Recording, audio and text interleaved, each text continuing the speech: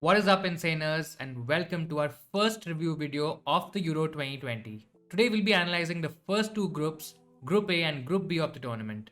We'll talk about the teams in each group, what are their chances of progressing in the tournament, and what are the players that we should target from each team.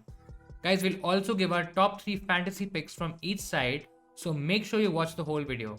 Lots of research and effort has gone into this one, guys, and if you like what you see, make sure you give this video a like. You can also subscribe to our channel, our YouTube channel Insanely Football, for more such videos on the Euros. We plan to do these analysis videos for all the remaining groups, plus there will be more videos out pretty soon where we talk about chip strategy, best captain picks, and how to set up your team for match day 1. Great, so let's begin today's video by talking about all the Group A teams first, starting with the favourites Italy. Now Italy failed to reach the 2018 World Cup and Mancini faced a mountainous task to get his tired nation back on the top. And that is exactly what he's achieved, guys. The Italian head into the tournament with renewed verve, familiar defensive stalwarts, and a fresh attacking talent.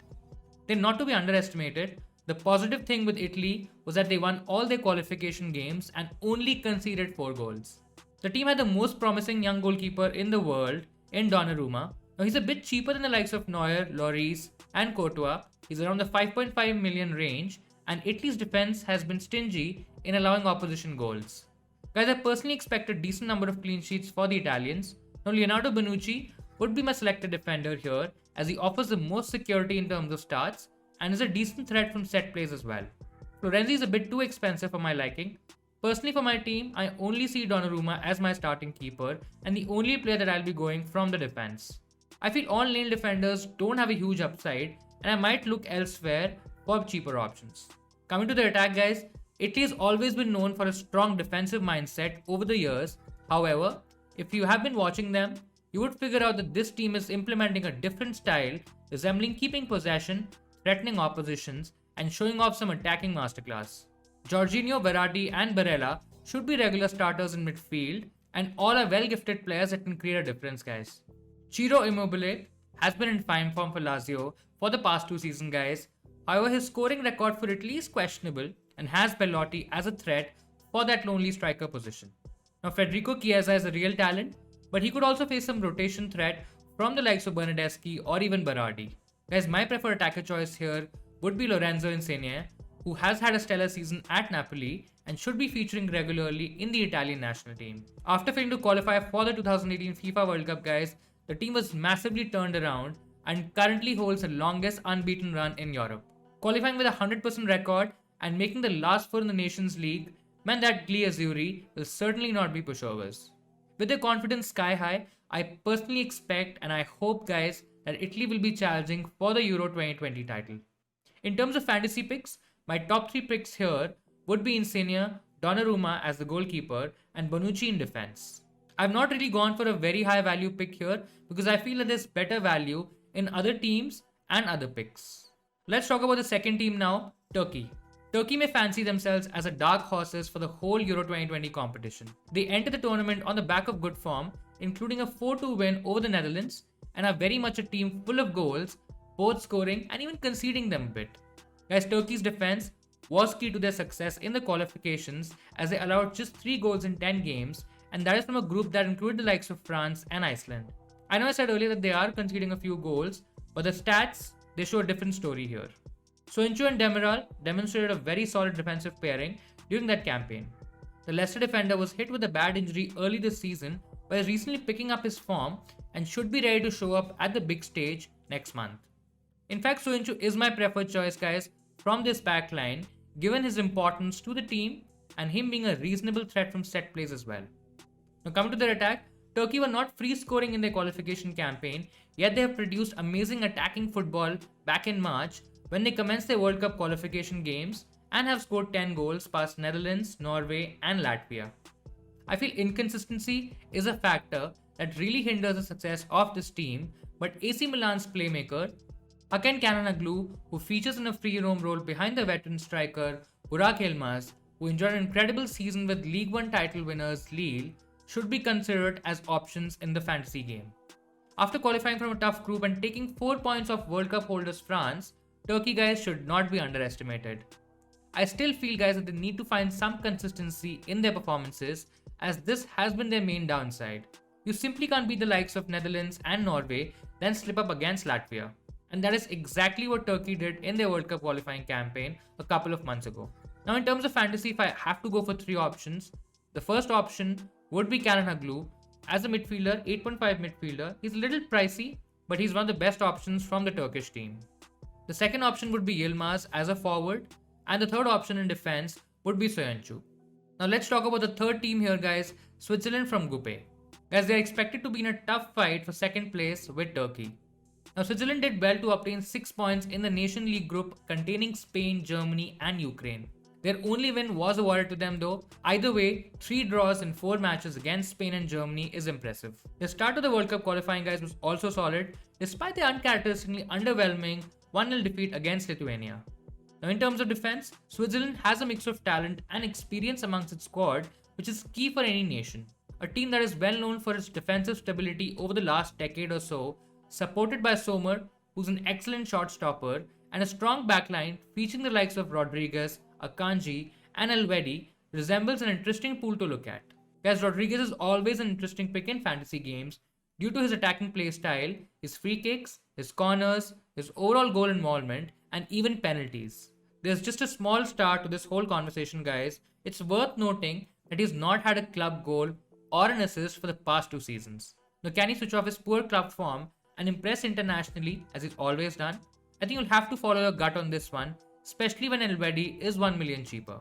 Now, when we talk about the Switzerland attack, guys, the first name that is brought to our minds is Xherdan Shaqiri. The Liverpool winger didn't take part in the qualifiers because of an injury, and it must be said that the team was missing that bit of flair that he brings. Guys, team captain Granit Xhaka is also a top player who proved to be much more influential for his country than at Arsenal, particularly going forward. In attack, Seferovic enjoyed a fine season at Benfica, scoring 20 goals and assisting 7, so he could be one to put on attention to. Now guys, in my opinion, Switzerland didn't play an exceptional attacking football in the qualifiers for Euro 2020, yet ended up topping their group. The return of Shaqiri and the fact that Petkovic has a set of talented players that have been featuring together for a long time bodes well for the Switzerland squad to at least qualify from this group. Their main task would be to get past the round of 16, which they have been eliminated from in the last 3 major tournaments. In terms of fantasy options, the best option to go for in terms of Switzerland team is Shaqiri, who's a midfielder in the game at 7 million. The second option, if you are a little low on budget, would be Elvedi in defense. Now guys, if you have the budget and if you want that additional attacking threat, as well as somebody who is on penalties for Switzerland, you can go for Rodriguez. Now guys, let's talk about a final team, Wales from Group A. Now Wales head into the tournament without manager Ryan Giggs at the helm as he was charged with assaulting 2 women. Now guys, Giggs has pled not guilty to those charges and Robert Page will lead the group for now. Now coming to their players, Gareth Bale is obviously the main man, while the postponed tournament has allowed Joe Allen to return to full fitness and Aaron Ramsey is back in the fold, but how far can that squad really go this time? Unfortunately, probably not very far. Their preparations have been greatly hindered guys. Bale is a patchy superstar as opposed to a consistent match winner for his nation, and they are in a tough group full of wily customers who will all believe they have a claim to win the group. Now coming to their defense, guys, Wales started the qualification campaign pretty badly, losing 2 of their first 3 games, but they eventually managed to qualify from a very tight group for the second major tournament.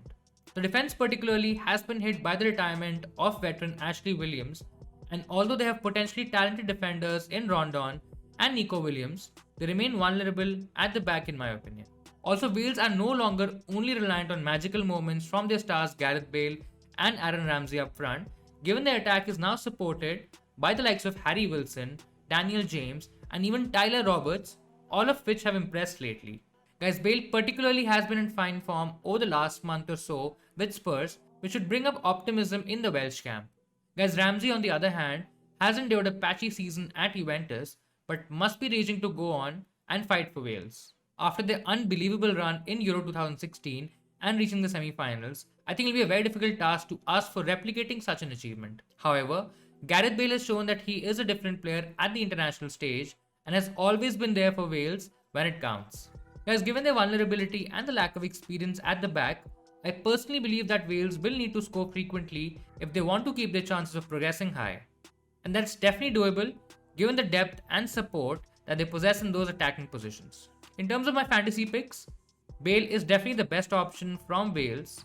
He's priced at 9.5 million, which is definitely not cheap, but again at the same time is not the most premium player in the game. If you want to go for cheaper options, then Daniel James and even Wilson at around the 6.5 to 7.5 million mark are great options.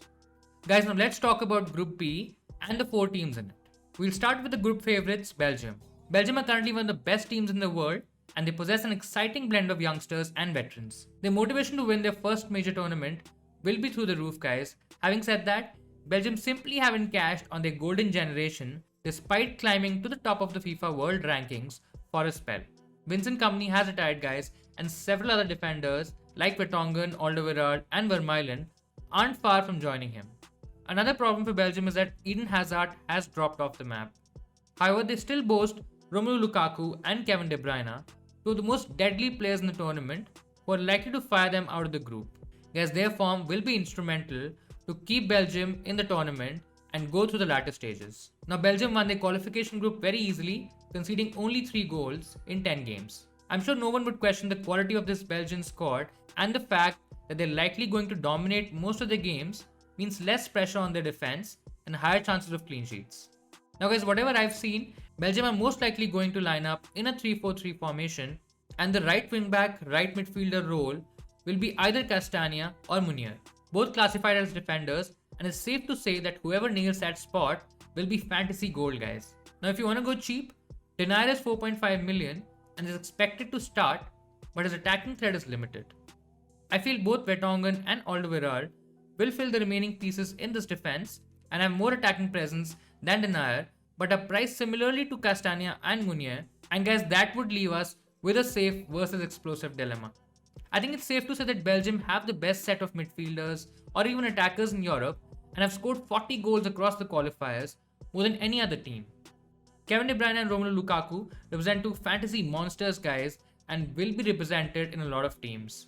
De Bruyne is the best midfielder in the world right now, in my opinion, and he could line up in an advanced position, especially if Eden Hazard is not fit enough to start, and that definitely increases his appeal. Add to that the fact that he's on all set pieces except penalties, and that sounds great. Now Lukaku is on penalties, and he's had an exceptional season with the Serie A champions Inter, and has an excellent international record as well. If you're looking elsewhere, then Mertens is also a viable option, who should play a lot of minutes for those who can't afford the big man, while Thorgan Hazard is expected to feature in the left wing back or the left midfielder role. Now guys, this could very well be the last chance for the golden generation of Belgium to claim a major trophy, and having the likes of De Bruyne, Lukaku and Hazard, if he's fit and firing, should give them an edge over all opponents. They were unlucky to be eliminated by France in the last World Cup semis, and the expectations are even bigger this time. Guys, I personally expect them to score a lot of goals and go far in this tournament. Now when I talk about fantasy choices, I think KDB is the standard option here. He's a premium midfielder priced at 10.5 million, and if he's fit, he should definitely be one to consider. Now guys, if you're looking at a forward, then Lukaku is the pick. He's a beast, and I'm sure he'll score a lot of goals in the tournament. In terms of defense, both Castagna and Munier are decent options in defense. Now let's talk about the second team of this group, guys. It's Denmark. Now Denmark did very well to get 10 points in their Nations League A group, going undefeated against England over the 2 fixtures. Their start to the World Cup qualifying is arguably still better, even though the opposition is comparatively easy.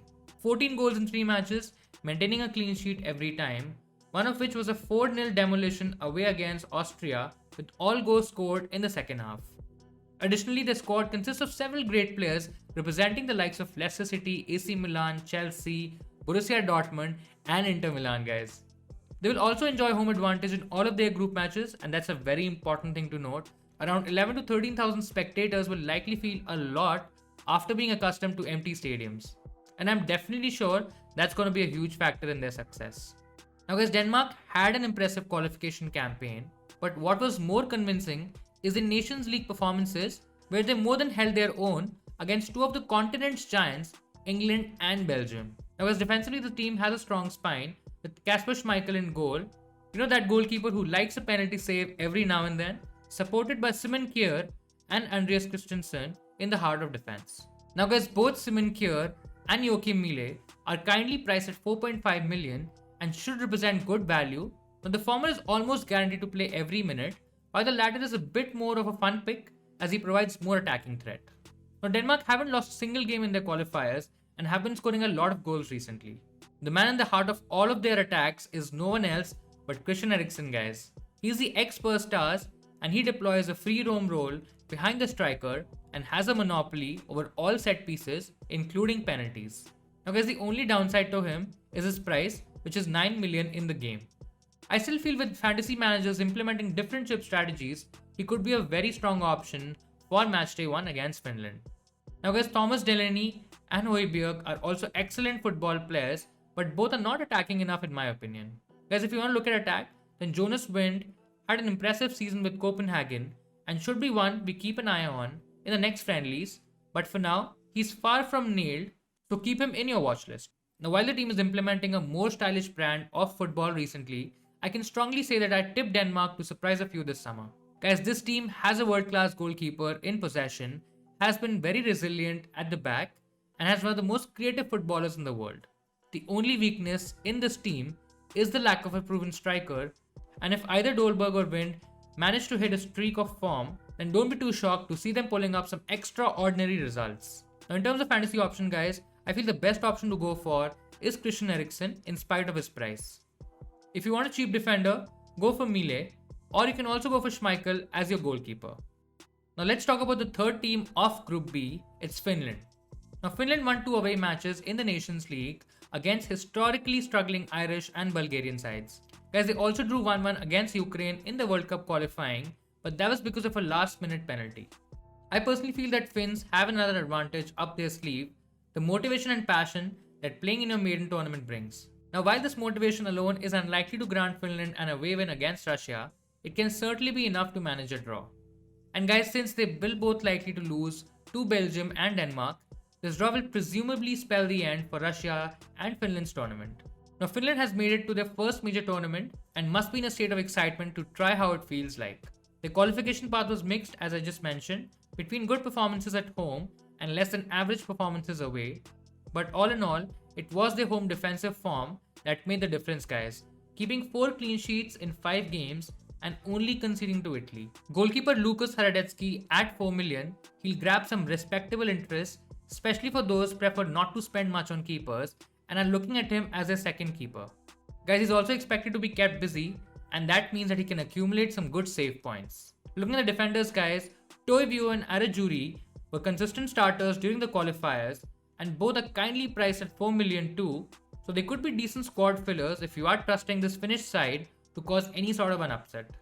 Unfortunately, Finland are lacking in the attacking department and their main sort of threat is presented by FPL dream guys Teemu Pukki from Norwich. The striker was crucial in Finland's journey during qualifiers, scoring 10 goals out of a total 16 scored by his side.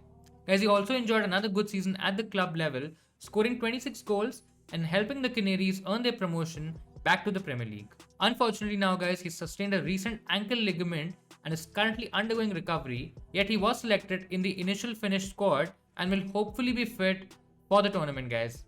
If you want to look elsewhere, then Robin Lord is another player worth a mention here, given his eye on goal and potential set-piece contribution.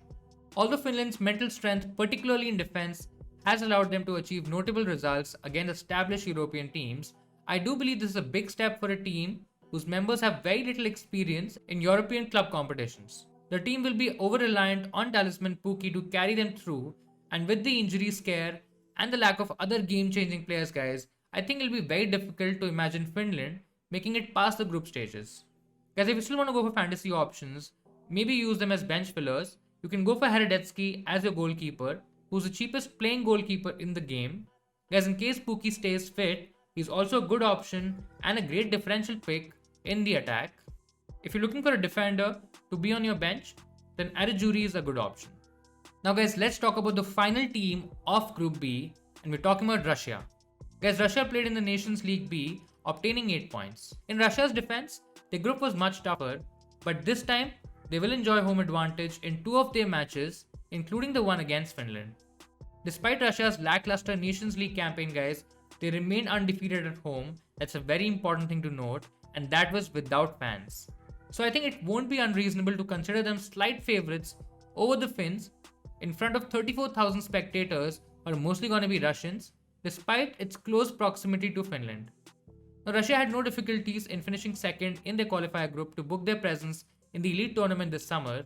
In those qualifiers, however, they got beat badly by Belgium, who they will face in the group stages again, and those scorelines were 3-1 and 4-1. The Russian backline faced a noticeable drop of form after the retirement of the veteran goalkeeper Igor Akinfeev and top defender Sergei Nachivic. Mario Fernandes is your best bet from this defense due to his attacking threat, and he's likely starting in a right wing back or a right mid role.